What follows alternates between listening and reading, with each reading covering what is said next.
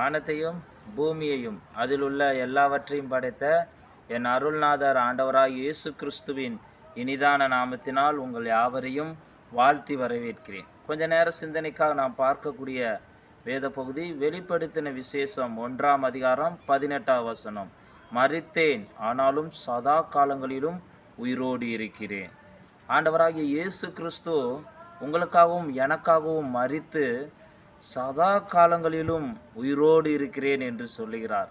அந்த சதா காலங்கள் என்றால் துக்கத்தின் காலத்திலும், தனிமையான காலத்திலும், உபத்திரவத்தின் காலத்திலும், மரண பரியந்தமும் உங்களோடு கூட இருக்கிறேன் என்று ஆண்டவராகிய இயேசு கிறிஸ்து சொல்லுகிறார். அதற்காக தான் 3ஆம் நாள் உயிரோடு எழுந்து வந்தார்.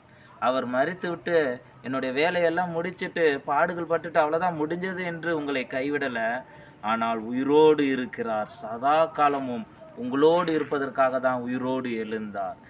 ஐயோ, எனக்கு யாருமே இல்லையே, நான் தனிமையாக இருக்கிறேனே, எனக்கு ஆறுதல் கொடுக்க யாருமே இல்லையே என்று சொல்லி கலங்காதீங்க. ஏனென்றால் உலகத்தில் உங்களுக்கு உபத்திரம் உண்டு, ஆனால் சகல நாட்களிலும் உங்களோடு கூட இருக்கிறேன் என்று சொன்ன அந்த இயேசு உயிரோடு உங்களுக்காக இன்றும் ஜீவிக்கிறார். என்றும் உங்கள் மரண பரியந்தம் உங்களை வழி நடத்தும்படி அவர் உங்களுக்காகவே உயிரோடு இருக்கிறார் சகல நாட்களிலும். இந்த வார்த்தையின் மூலமாக ஆண்டவர் உங்களை ஆசீர்வதிப்பாராக. ஆமென்.